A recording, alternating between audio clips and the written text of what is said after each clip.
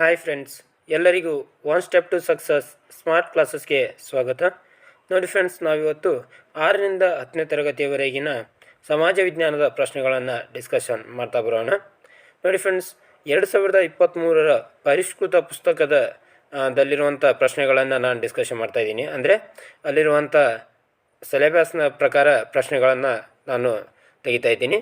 321ನೇ ಪ್ರಶ್ನೆ, ಭಾರತವು ಯಾವ ದೇಶದೊಂದಿಗೆ ಪಂಚಶೀಲ ತತ್ವಕ್ಕೆ ಸಹಿ ಹಾಕಿತು? ಇದಕ್ಕೆ ಸರಿಯಾದ ಉತ್ತರ ಚೀನಾ. ಭಾರತವು ಚೀನಾ ದೇಶದೊಂದಿಗೆ 1954ರಲ್ಲಿ ಪಂಚಶೀಲ ತತ್ವಕ್ಕೆ ಸಹಿ ಹಾಕುತ್ತೆ. ಚೀನಾದ ಪ್ರಧಾನಿಯಾದಂಥ ಚೌ ಎನ್ ಲಾಯ್ ಯಾರು? ಚೌ ಎನ್ ಲಾಯ್ ಚೀನಾದ ಪ್ರಧಾನಿ ಹಾಗೂ ಭಾರತದ ಪ್ರಧಾನಿಯಾದಂಥ ಜವಾಹರ್ಲಾಲ್ ನೆಹರು ಅವರ ನಡುವೆ 1954ರಲ್ಲಿ ಪಂಚಶೀಲ ತತ್ವ ಏರ್ಪಡುತ್ತೆ.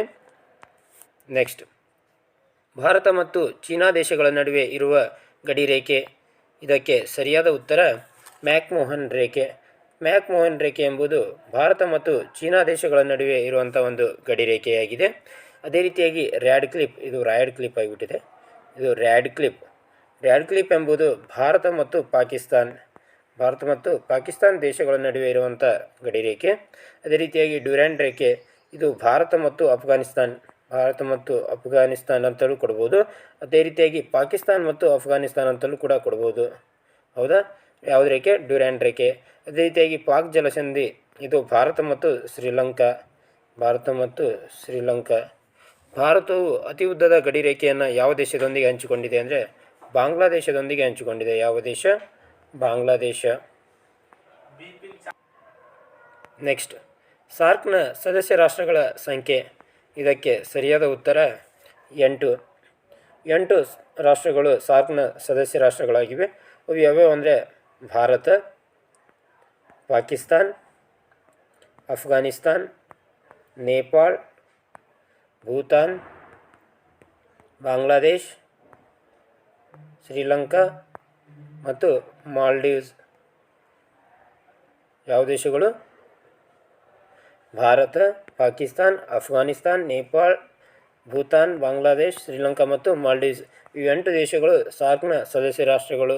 ಅದೇ ರೀತಿಯಾಗಿ ಬಿಮ್ಸ್ಟೆಕ್ ಅಂತ ಒಂದು ಸಂಘಟನೆ ಇದೆ. ಆ ಬಿಮ್ಸ್ಟೆಕನ್ನು ಏನಂತ ಕರೀತಾರೆ ಅಂದರೆ ಮಿನಿ ಸಾರ್ಕ್ ಅಂತ ಕರೀತಾರೆ. ಏನಂತ ಕರೀತಾರೆ? ಮಿನಿ ಸಾರ್ಕ್ ಅಂತ ಬಿಮ್ಸ್ಟೆಕನ್ನು ಯಾಕೆ ಕರೀತಾರಪ್ಪ ಅಂದರೆ ಈ ಸಾರ್ಕ್ನಲ್ಲಿರುವಂಥ 5 ಸದಸ್ಯ ರಾಷ್ಟ್ರಗಳು ಬಿಮ್ಸ್ಟೆಕ್ನಲ್ಲಿದ್ದಾವೆ. ಹಾಗಾದರೆ ಬಿಮ್ಸ್ಟೆಕ್ನಲ್ಲಿರುವ ಒಟ್ಟು ಸದಸ್ಯ ರಾಷ್ಟ್ರಗಳ ಸಂಖ್ಯೆ 7. ಹೌದಾ? ಇಲ್ಲಿರುವಂಥ 5 ಸದಸ್ಯ ರಾಷ್ಟ್ರಗಳು ಬಿಮ್ಸ್ಟೆಕ್ನಲ್ಲಿರುವುದರಿಂದ ಬಿಮ್ಸ್ಟೆಕನ್ನು ಏನಂತ ಕರೀತಾರೆ ಅಂದರೆ ಮಿನಿ ಸಾರ್ಕ್ ಅಂತ ಕರೀತಾರೆ. ಹೌದಾ? ಹಾಗಾದರೆ ಬಿಮ್ಸ್ಟೆಕ್ನಲ್ಲಿ ಇಲ್ಲಿರುವಂಥ ಯಾವ ಸದಸ್ಯ ರಾಷ್ಟ್ರಗಳು ಇಲ್ಲಪ್ಪ ಅಂದ್ರೆ ನೀವು ನೆನಪಿಟ್ಕೊಳ್ಳಿ, ಮ್ಯಾಪ್ ಅಂತ ಕೋಡ್ ನೆನಪಿಟ್ಕೊಳ್ಳಿ. ಮ್ಯಾಪ್ ಅಂದರೆ ಮಾಲ್ಡೀವ್ಸ್ ಇಲ್ಲ, ಎಲ್ಲಿ? ಬಿಮ್ಸ್ಟೆಕ್ನಲ್ಲಿ. ಅಫ್ಘಾನಿಸ್ತಾನ್ ಇಲ್ಲ ಮತ್ತು ಪಾಕಿಸ್ತಾನ್, ಈ 3 ದೇಶಗಳು ಎಲ್ಲಿಲ್ಲ? ಇದರಲ್ಲಿ ಬಿಮ್ಸ್ಟೆಕ್ನಲ್ಲಿ ಇಲ್ಲ. ನೆಕ್ಸ್ಟ್, ಬಾಂಗ್ಲಾದೇಶ್ ಉದಯವಾದದ್ದು ಯಾವಾಗ? ಇದಕ್ಕೆ ಸರಿಯಾದ ಉತ್ತರ 1971ರಲ್ಲಿ ಬಾಂಗ್ಲಾದೇಶವು ಉದಯವಾಗುತ್ತೆ. ಸಾರ್ಕ್ ಸ್ಥಾಪನೆಗೊಂಡ ವರ್ಷ. ಇದಕ್ಕೆ ಸರಿಯಾದ ಉತ್ತರ 1985 ಡಿಸೆಂಬರ್ 8ರಂದು ಸಾರ್ಕ್ ಸ್ಥಾಪನೆಗೊಳ್ಳುತ್ತೆ. ಸಾರ್ಕ್ನ ಕೇಂದ್ರ ಕಚೇರಿ ಎಲ್ಲೈತೆ ಅಂತ ಅಂದರೆ ಕಠ್ಮಂಡುನಲ್ಲಿ ಇದೆ. ಎಲ್ಲಿ? ಕಠ್ಮಂಡು ಕಂಡುಬರುವುದು ನೇಪಾಳ ದೇಶದಲ್ಲಿ. ಯಾವ ದೇಶ? ನೇಪಾಳನ ಕಠ್ಮಂಡುವಿನಲ್ಲಿ ಸಾರ್ಕ್ನ ಕೇಂದ್ರ ಕಚೇರಿ ಇದೆ. ಸಾರ್ಕ್ನ ವಿಸ್ತೃತ ರೂಪ ನೋಡ್ತಾ ಬರೋದಾದರೆ South Asian Association for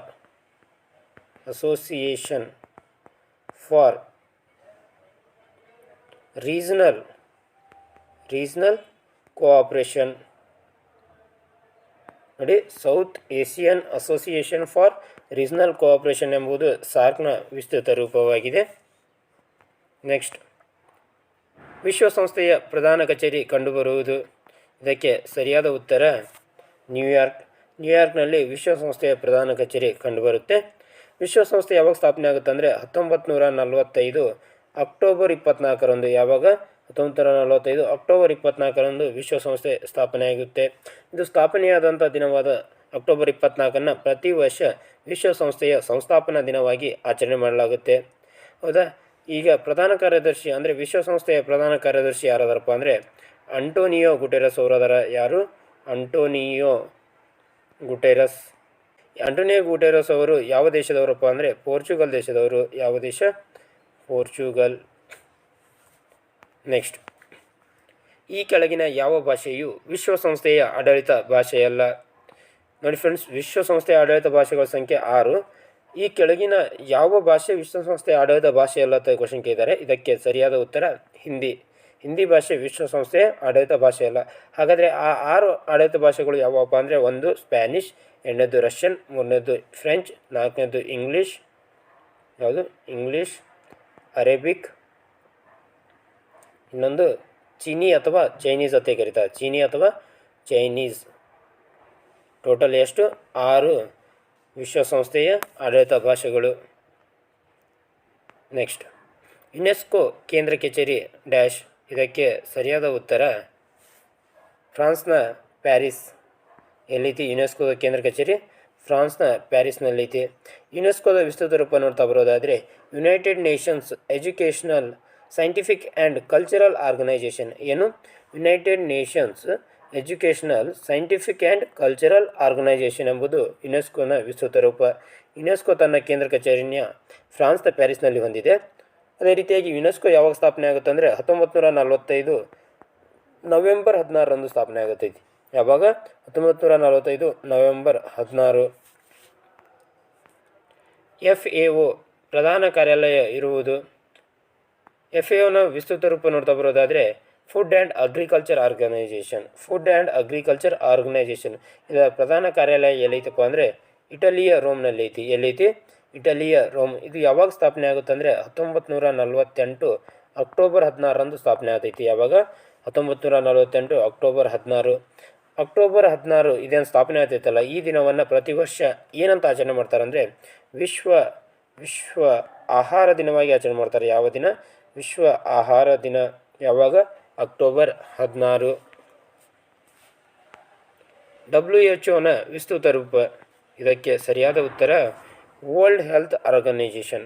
world health organization ಎಂಬುದು WHO ವಿಸ್ತೃತ ರೂಪ. WHO ಯಾವಾಗ ಸ್ಥಾಪನೆ ಆಗುತ್ತಪ್ಪ ಅಂದರೆ 1948 ಏಪ್ರಿಲ್ 7ರಂದು ಸ್ಥಾಪನೆ ಆಗುತ್ತೆ. ಯಾವಾಗ? 1948 ಏಪ್ರಿಲ್ 7ರಂದು.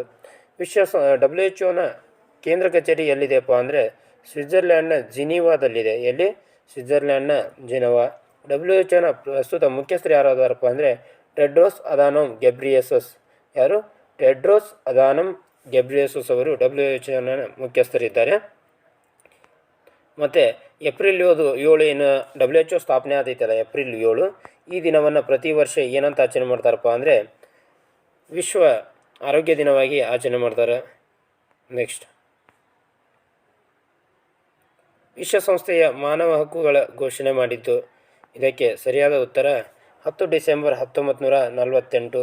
10 ಡಿಸೆಂಬರ್ 1948ರಂದು ವಿಶ್ವಸಂಸ್ಥೆಯು ಮಾನವ ಹಕ್ಕುಗಳ ಘೋಷಣೆಯಾಗುತ್ತೆ.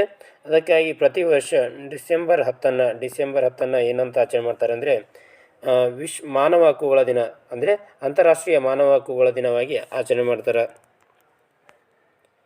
ವಿಶ್ವಸಂಸ್ಥೆಯ ಮಹಾಸಭೆಯ ಪ್ರಥಮ ಮಹಿಳಾ ಅಧ್ಯಕ್ಷೆ? ಇದಕ್ಕೆ ಸರಿಯಾದ ಉತ್ತರ ವಿಜಯಲಕ್ಷ್ಮಿ ಪಂಡಿತ್. ವಿಜಯಲಕ್ಷ್ಮಿ ಪಂಡಿತ್ ಅವರು ವಿಶ್ವಸಂಸ್ಥೆಯ ಮಹಾಸಭೆಯ ಪ್ರಥಮ ಮಹಿಳಾ ಅಧ್ಯಕ್ಷೆಯಾಗಿ ಆಯ್ಕೆಯಾಗಿದ್ದರು.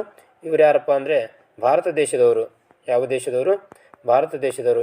ವಿಜಯಲಕ್ಷ್ಮಿ ಪಂಡಿತ್ ಅವರು ಭಾರತ ದೇಶದ ಮಹಿಳೆ. ನೆಕ್ಸ್ಟ್, ಈ ಕೆಳಗಿನ ಯಾವ ದೇಶವು ವಿಶ್ವಸಂಸ್ಥೆಯ ಭದ್ರತಾ ಮಂಡಳಿಯ ಖಾಯಂ ಸದಸ್ಯ ರಾಷ್ಟ್ರವಲ್ಲ?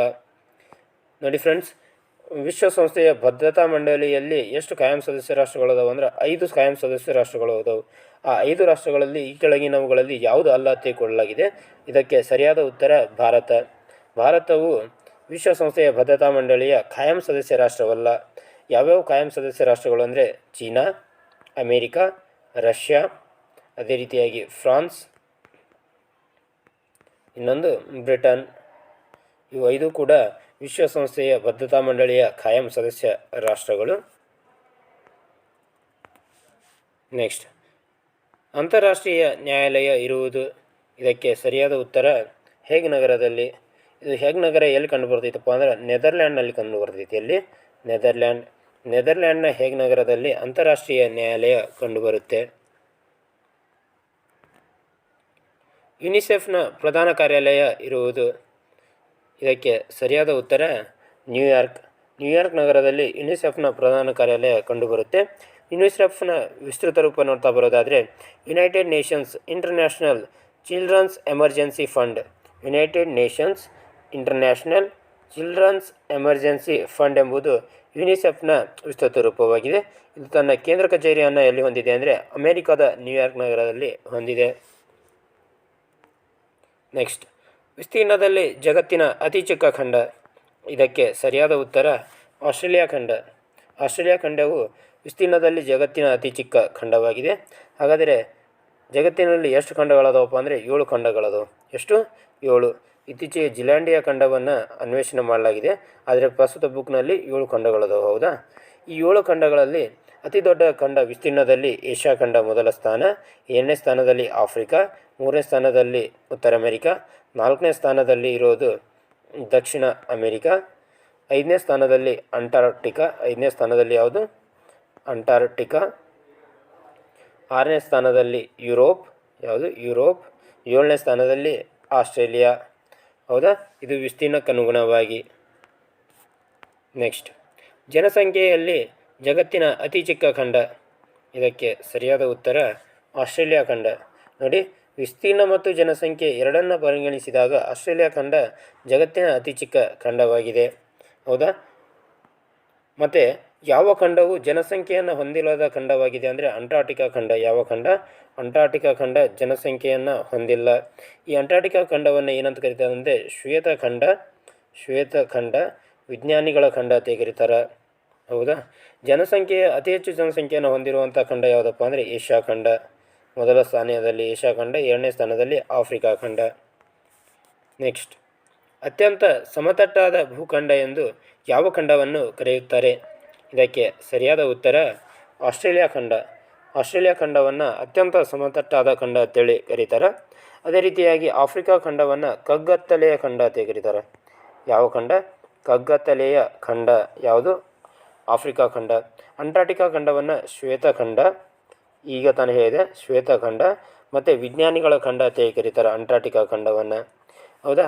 ಅದೇ ರೀತಿಯಾಗಿ ಏಷ್ಯಾ ಖಂಡವನ್ನು ವೈಪರೀತ್ಯಗಳ ಖಂಡ ಅಂತ ಕರೀತಾರೆ. ಯಾವ ಖಂಡ? ವೈಪರೀತ್ಯಗಳ ಖಂಡ. ನೆಕ್ಸ್ಟ್, ಆಸ್ಟ್ರೇಲಿಯಾ ಖಂಡದ ಅತಿ ಎತ್ತರವಾದ ಶಿಖರ. ಇದಕ್ಕೆ ಸರಿಯಾದ ಉತ್ತರ ಮೌಂಟ್ ಕೋಸಿಯುಸ್ಕೋ. ಮೌಂಟ್ ಕೋಸಿಯುಸ್ಕೋ ಎಂಬುದು ಆಸ್ಟ್ರೇಲಿಯಾ ಖಂಡದ ಅತಿ ಎತ್ತರವಾದ ಶಿಖರವಾಗಿದೆ. ಇದರ ಎತ್ತರ ನೋಡ್ತಾ ಬರೋದಾದರೆ 2230 ಮೀಟರ್. ಎಷ್ಟು? 2230 ಮೀಟರ್ ಮೌಂಟ್ ಕೋಸಿಯುಸ್ಕೋ ಶಿಖರದ ಎತ್ತರವಾಗಿದೆ.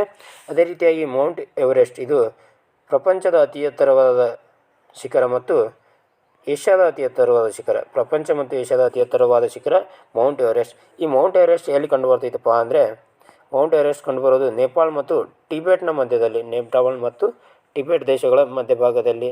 ಮೌಂಟ್ ಎವರೆಸ್ಟ್ನ ಎತ್ತರ 8848.86 ಮೀಟರ್. 8848.86 ಮೀಟರ್ ಮೌಂಟ್ ಎವರೆಸ್ಟ್ನ ಎತ್ತರವಾಗಿದೆ. ಮೌಂಟ್ ಕಿಲಿಮಾಂಜರೋ ಕಂಡುಬರುವುದು ಎಲ್ಲಪ್ಪ ಅಂದರೆ ಆಫ್ರಿಕಾ ಖಂಡದಲ್ಲಿ. ಯಾವ ಖಂಡ? ಆಫ್ರಿಕಾ ಖಂಡದ ಅತಿ ಎತ್ತರವಾದ ಶಿಖರ ಮೌಂಟ್ ಕಿಲಿಮಾಂಜರೋ.